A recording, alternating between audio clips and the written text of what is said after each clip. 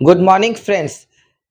3411 जो कल case number थी उसकी सुनवाई कोर्ट परिसर में हुई और तीनों पक्षों ने अपना अपना बात को रखा कोर्ट के समकक्ष भजंती सर के पास। तो मैं तीनों पक्षों के बारे में बारी बारी से आपको बताऊंगा कि गवर्नमेंट के तरफ से यानी कि जल संसाधन के तरफ से जो वकील थे उन्होंने क्या पक्ष रखा। उसके बाद मैं बताऊंगा कि यूजीसी के जो वकील थे उन्होंने क्या पक्ष रखा और वाईबी गिरी सर जो सेलेक्टेड स्टूडेंट के तरफ से वकील थे उन्होंने अपना क्या पक्ष रखा। सबसे पहले मैं ये चीज बता दूं कि सरकार का कल पूरा व्यू कोर्ट परिसर में देखा गया।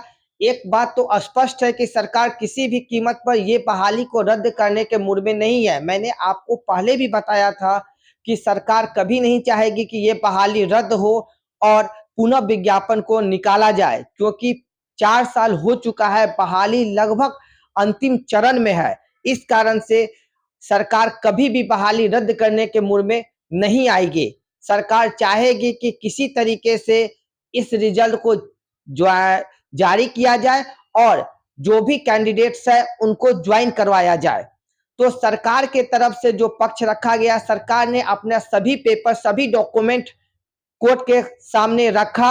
एक काउंटर उन्होंने नहीं दिया था, उस काउंटर के लिए कोर्ट ने उन्हें थर्सडे तक का टाइम दिया है।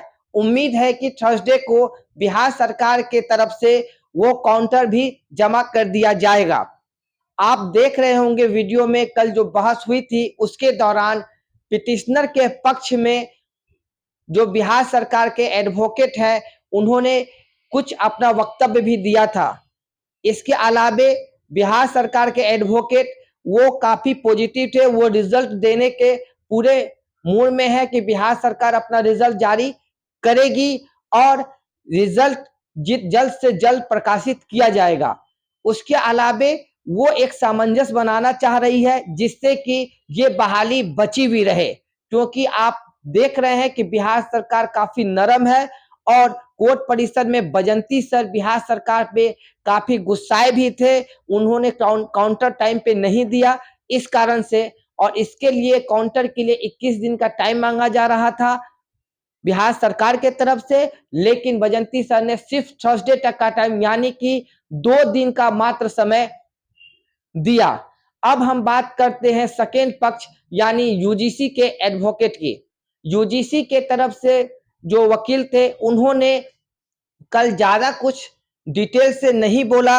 उन्होंने सिर्फ मात्र पूरे वीडियो में मैं देखा हूं कि मात्र 2 ही लाइन उन्होंने बोला। उनका सिर्फ कहना था कि रिजल्ट प्रकाशित होने वाली है, अगर रिजल्ट जारी हो जाती है तो 34/11 के जो केस है उसमें मेंशन हो कि इसका असर रिजल्ट पे पड़ेगा। और तीसरा चीज है वाईबी गिरी सर का। वाईबी गिरी सर ने भी अपना पक्ष रखा सेलेक्टेड स्टूडेंट के तरफ से।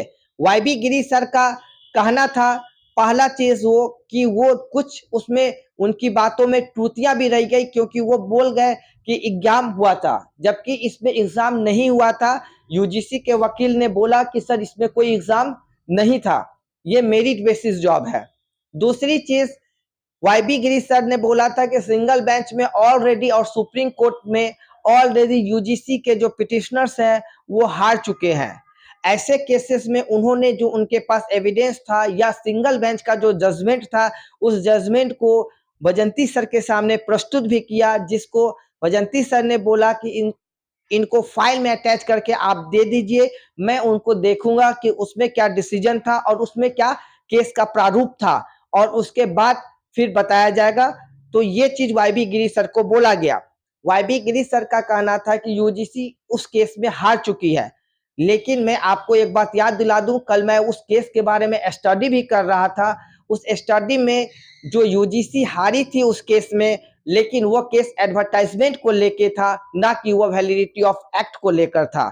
तीसरी चीज वाईबी गिरी सर का कहना था कि बीच बहाली में न्यायावली में संशोधन नहीं की जा सकती है।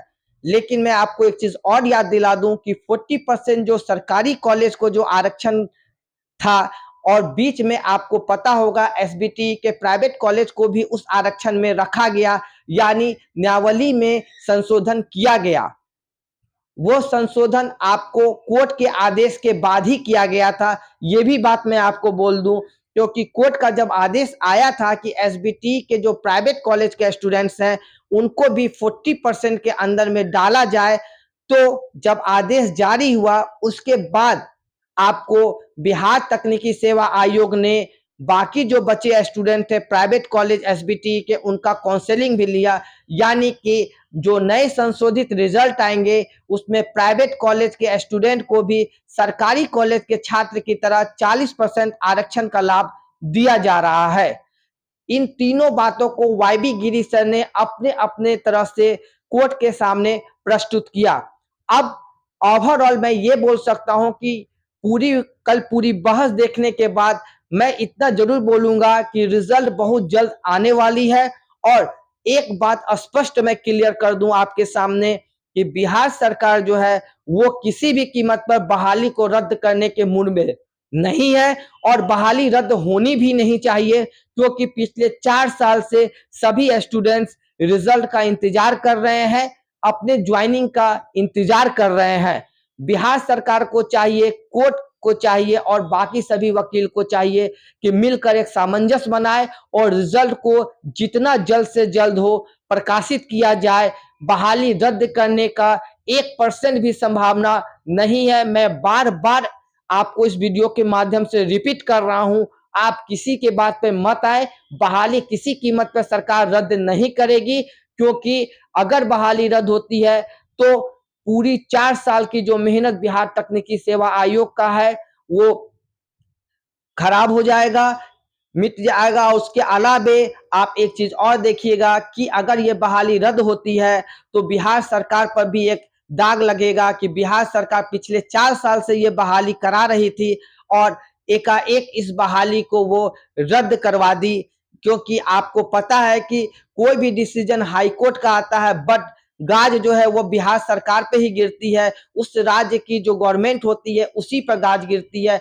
ऐसे कंडीशन में मुझे बिल्कुल ही नहीं लग रहा है कि नीतीश सरकार चाहेगी कि ये बहाली को रद्द करे और नया विज्ञापन निकाले। नया विज्ञापन निकलेगा, लेकिन ये बहाली जब क्लियर हो जाएगी उसके बाद आपको नए तरीके से नया विज्ञापन 2022 के नियमावली के अनुसार प्रकाशित होगी, उसमें भी ज्यादा समय नहीं लगेगा। धन्यवाद।